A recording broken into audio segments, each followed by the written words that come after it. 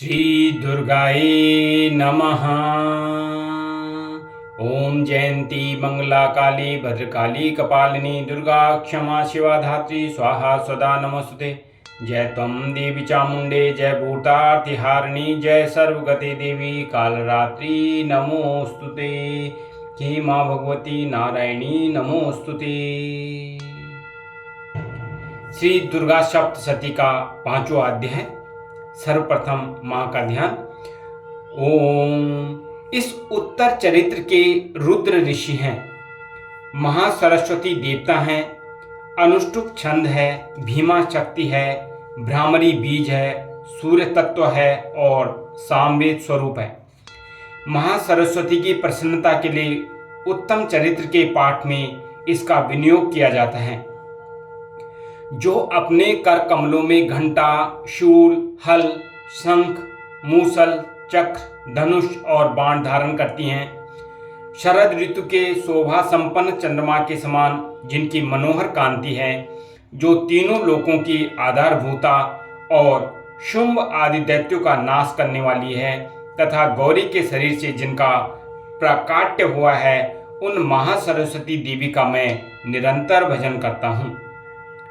ऋषि कहते हैं, पूर्व काल में शुंभ और निशुंभ नामक असुरों ने अपने बल के घमंड में आकर सचीपति इंद्र के हाथ से तीनों लोकों का राज्य और यज्ञ भाग छीन लिए।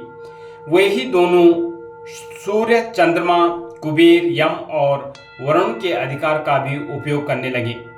वायु और अग्नि का कार्य भी वही करने लगे। उन दोनों ने सब देवताओं को अपमानित, राज्यभ्रष्ट, पराजित तथा अधिकारहीन करके स्वर्ग से निकाल दिया। उन दोनों महान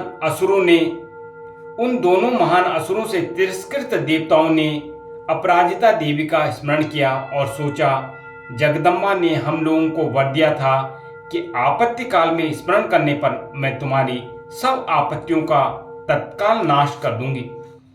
यह विचार कर देवता गिरिराज हिमालय पर गए और वहां भगवती विष्णु माया की स्तुति करने लगे। देवता बोले, देवी को नमस्कार, महादेवी शिवा को सर्वदा नमस्कार है, प्रकृति एवं भद्रा को प्रणाम है। हम लोग नियम पूर्वक जगदम्बा को नमस्कार करते हैं। रौद्रा को नमस्कार है, नित्या, गौरी एवं धात्री को बारंबार नमस्कार है। ज्योत्सनामयी, चंद्र रूपिणी एवं सुख स्वरूपा देवी को सतत प्रणाम है। शरणागतों का कल्याण करने वाली वृद्धि एवं सिद्धि रूपा देवी को हम बारंबार नमस्कार करते हैं। नैश्रिति अर्थात राक्षसों की लक्ष्मी, राजाओं की लक्ष्मी तथा सर्वाणी शिव पत्नी स्वरूपा आप जगदम्बा को बारंबार नमस्कार है। दुर्गा, दुर्गपारा अर्थात दुर्गम संकट से पार उतारने वाली, सारा अर्थात सबकी सारभूता, सर्वकारिणी ख्याति कृष्णा और धूम्रा देवी को सर्वदा नमस्कार है। अत्यंत सौम्य तथा अत्यंत रौद्र रूपा देवी को हम नमस्कार करते हैं, उन्हें हमारा बारंबार प्रणाम है। जगत की आधारभूता कृति देवी को बारंबार नमस्कार है। जो देवी सब प्राणियों में विष्णु माया के नाम से कही जाती है, उनको नमस्कार, उनको नमस्कार, उनको बारंबार नमस्कार है। जो देवी सब प्राणियों में चेतना कहलाती है, उनको नमस्कार, उनको नमस्कार, उनको बारंबार नमस्कार है। जो देवी सब प्राणियों में बुद्धि रूप से स्थित है, उनको नमस्कार, उनको नमस्कार, उनको बारंबार नमस्कार है। जो देवी सब प्राणियों में निद्रा रूप से स्थित है, उनको नमस्कार, उनको नमस्कार, उनको बारंबार नमस्कार है। जो देवी सब प्राणियों में शुद्धा रूप में स्थित है, उनको नमस्कार, उनको नमस्कार, उनको बारंबार नमस्कार है। जो देवी सब प्राणियों में छाया रूप से स्थित है, उनको नमस्कार, उनको नमस्कार, उनको बारंबार नमस्कार है। जो देवी सब प्राणियों में शक्ति रूप से स्थित है, उनको नमस्कार, उनको नमस्कार, उनको बारंबार नमस्कार है। जो देवी सब प्राणियों में तृष्णा रूप से स्थित है, उनको नमस्कार, उनको नमस्कार, उनको बारंबार नमस्कार है। जो देवी सब प्राणियों में शांति अर्थात क्षमा रूप से स्थित है, उनको नमस्कार, उनको नमस्कार, उनको बारंबार नमस्कार है। जो देवी सब प्राणियों में जाति रूप से स्थित है, उनको नमस्कार, उनको नमस्कार, उनको बारंबार नमस्कार है। जो देवी सब प्राणियों में लज्जा रूप से स्थित है, उनको नमस्कार, उनको नमस्कार, उनको बारंबार नमस्कार है। जो देवी सब प्राणियों में शांति रूप से स्थित है, उनको नमस्कार, उनको नमस्कार, उनको बारंबार नमस्कार है। जो देवी सब प्राणियों में श्रद्धा रूप से स्थित है, उनको नमस्कार, उनको नमस्कार, उनको बारंबार नमस्कार है। जो देवी सब प्राणियों में कांति रूप से स्थित है, उनको नमस्कार, उनको नमस्कार, उनको बारंबार नमस्कार है। जो देवी सब प्राणियों में लक्ष्मी रूप से स्थित हैं, उनको नमस्कार, उनको नमस्कार, उनको बारंबार नमस्कार है। जो देवी सब प्राणियों में वृत्ति रूप से स्थित है, उनको नमस्कार, उनको नमस्कार, उनको बारंबार नमस्कार है। जो देवी सब प्राणियों में स्मृति रूप से स्थित है, उनको नमस्कार, उनको नमस्कार, उनको बारंबार नमस्कार है। जो देवी सब प्राणियों में दया रूप से स्थित है, उनको नमस्कार, उनको नमस्कार, उनको बारंबार नमस्कार है। जो देवी सब प्राणियों में तुष्ट रूप से स्थित है, उनको नमस्कार, उनको नमस्कार, उनको बारंबार नमस्कार है।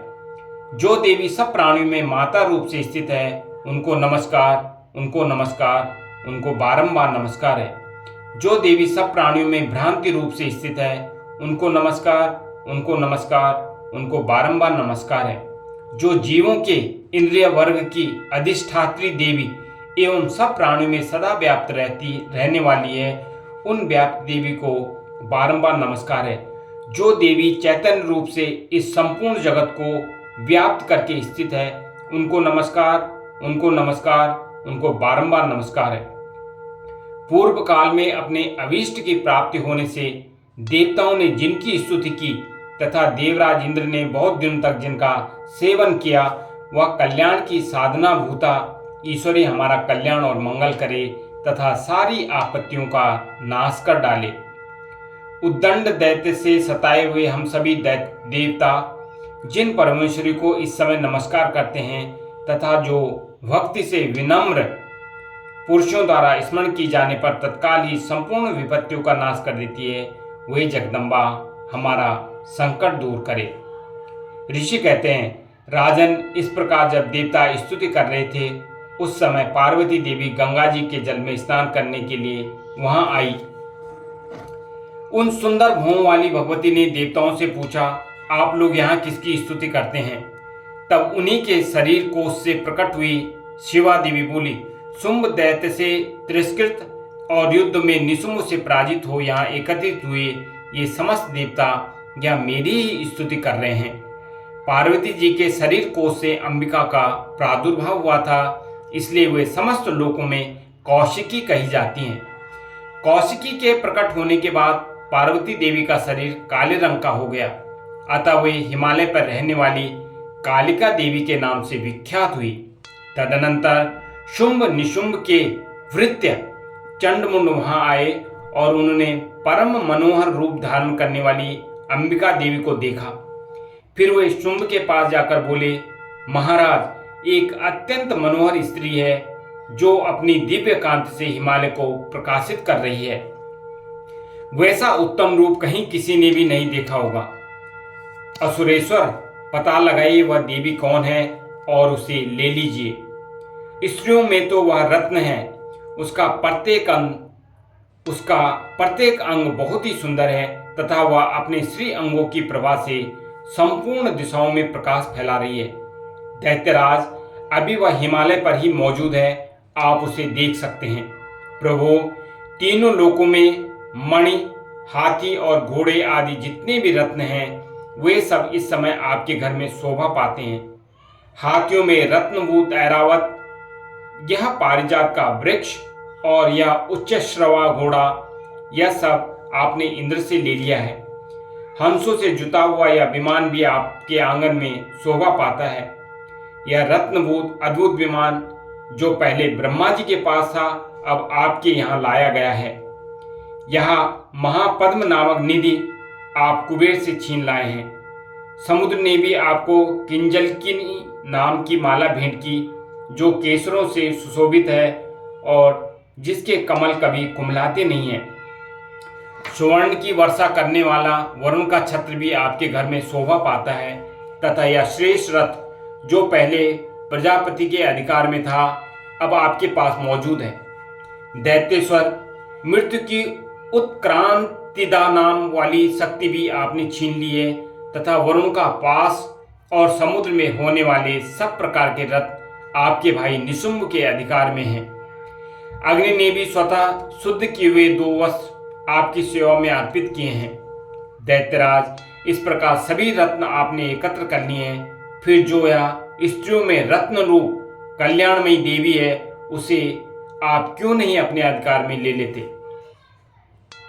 ऋषि कहते हैं, चंडमुंड का यह वचन सुनकर शुंभ ने महादैत्य सुग्रीव को दूत बनाकर देवी के पास भेजा और कहा, तुम मेरी आज्ञा से उसके सामने ये बातें कहना और ऐसा उपाय करना जिससे प्रसन्न होकर वह शीघ्र ही यहाँ आ जाए। वह दूत पर्वत के अत्यंत रमणीय प्रदेश में जहाँ देवी मौजूद थी गया और मधुर वाणी में कोमल वचन बोला। दूत बोला, देवी, दैत्यराज शुंभ इस समय तीनों लोकों के परमेश्वर हैं। मैं उन्हीं का भेजा हुआ दूत हूँ और यहाँ तुम्हारे ही पास आया हूँ। उनकी आज्ञा सदा सब देवता एक स्वर से मानते हैं, कोई उसका उल्लंघन नहीं कर सकता। वे संपूर्ण देवताओं को परास्त कर चुके हैं।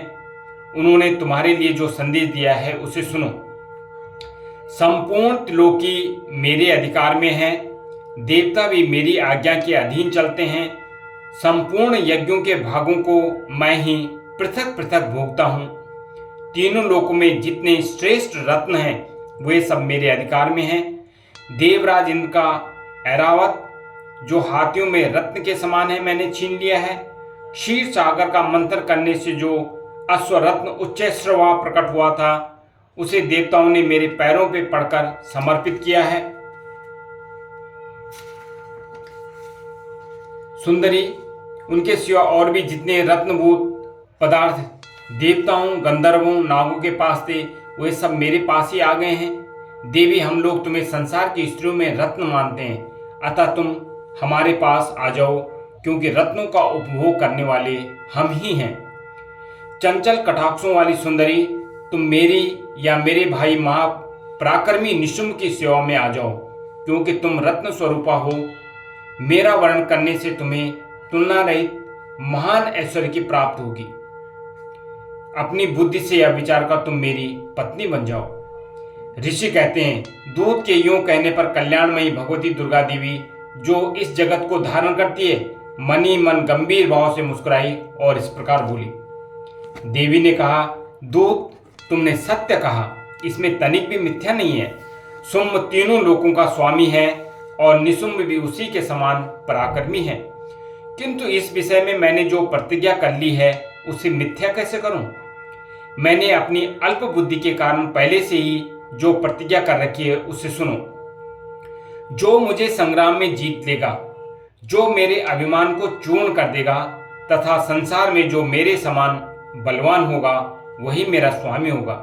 इसलिए शुंभ तथा महादैत्य निशुंभ स्वयं ही यहाँ पधारें और मुझे जीतकर शीघ्र ही मेरा पाणी ग्रहण कर लें। इसमें विलंब की क्या आवश्यकता है?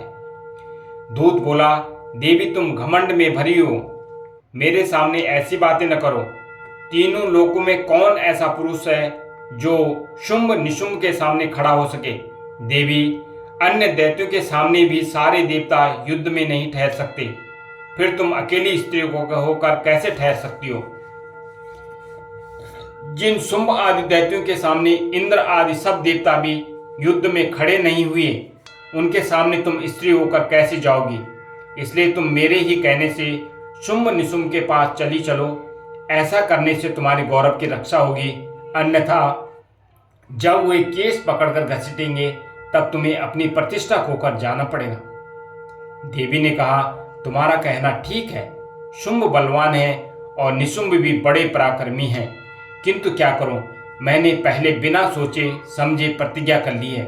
अतः अब तुम जाओ, मैंने तुमसे जो कहा है वह सब दैत्यराज से आदरपूर्वक कहना, फिर वे जो उचित जान पड़े करें। इस प्रकार श्री मार्कंडेय पुराण में सावर्णिक मनवंतर की कथा के अंतर्गत देवी महात्म्य में देवी दूत संवाद नामक 5वां अध्याय पूरा हुआ। जयंती मंगला काली भद्रकाली कपालिनी दुर्गा क्षमा शिवा धात्री स्वाहा स्वधा नमस्तुते। जय त्वं देवी चामुंडे जय भूतार्तिहारिणी जय सर्वगति देवी कालरात्रि नमोस्तुते। जय माता दी, जय माता दी, जय माता दी।